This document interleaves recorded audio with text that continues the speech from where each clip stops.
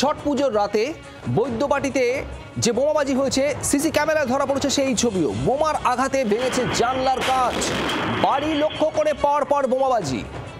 মালিরবাগান খামারডাঙ্গা এলাকার এই ঘটনা তীব্র চাঞ্চল্য ছড়ায় এলাকায়।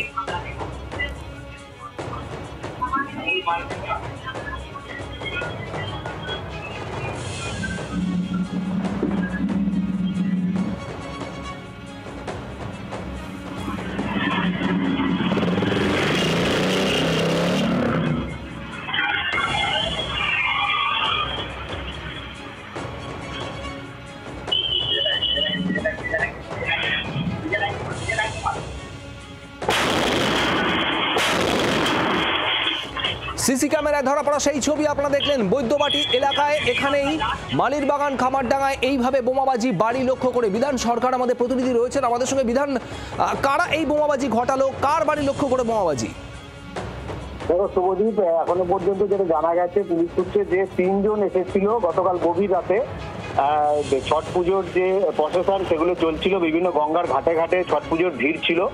সেই সময় ওই এলাকা অর্থাৎ বদ্যিবাটি পুরসভার যে 18 নম্বর ওয়ার্ড মালিরবাগান খামারডাঙ্গা এলাকা, সেখানে প্রায় জনমানুষহীন অবস্থায় ছিল, অর্থাৎ ফাঁকা ছিল। সেই সময় দেখা যাচ্ছে যে 2 যুবক সেখানে কিন্তু ওই গলির মধ্যে প্রথমে ঢুকে যায়, তারপর তারা কিছুটা বেরিয়ে আসে, এসে কিন্তু বোম ছুটতে থাকে এবং পরপর তারা বোমা ছড়ে একটি বাড়ি লক্ষ্য করে এবং বাড়ির দেওয়ালে সে বোমের আঘাত লাগে।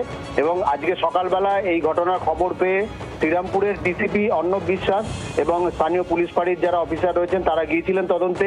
স্থানীয় কাউন্সিলর তিনিও গিয়েছিলেন এবং যেটা তিনি বলছেন যে এলাকা অত্যন্ত শান্তিপূর্ণ এলাকা। কারা এর কি উদ্দেশ্যে এই বোমা ছুড়েছে এখনো পর্যন্ত স্পষ্ট নয়, তবে পুলিশ সিসিটিভির যে ক্যামেরার ফুটেজ পেয়েছে সেটা দেখেই কিন্তু ঘটনার তদন্ত শুরু করেছে এবং যারা এই বোমা ছুড়েছে তাদের কিন্তু সন্ধান চালাচ্ছে। প্রদীপ, বিধান, ধন্যবাদ।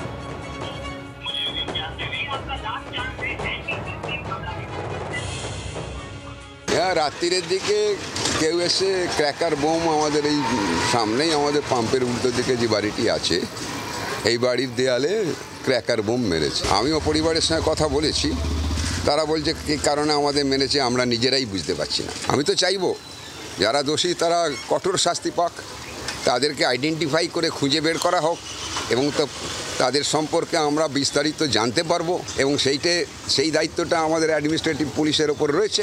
আমার 18 নম্বর ওয়ার্ড বড় ওয়ার্ড, কিন্তু পিসফুল ওয়ার্ড। বিভিন্ন ধরনের জাতপাতের মানুষরা থাকেন, কিন্তু তাদের মধ্যে কোনো ব্যাড রিলেশন কোনোদিনই আমি দেখিনি। বাংলার আওয়াজ, বাঙালির আবেগ, জি 24 ঘন্টা।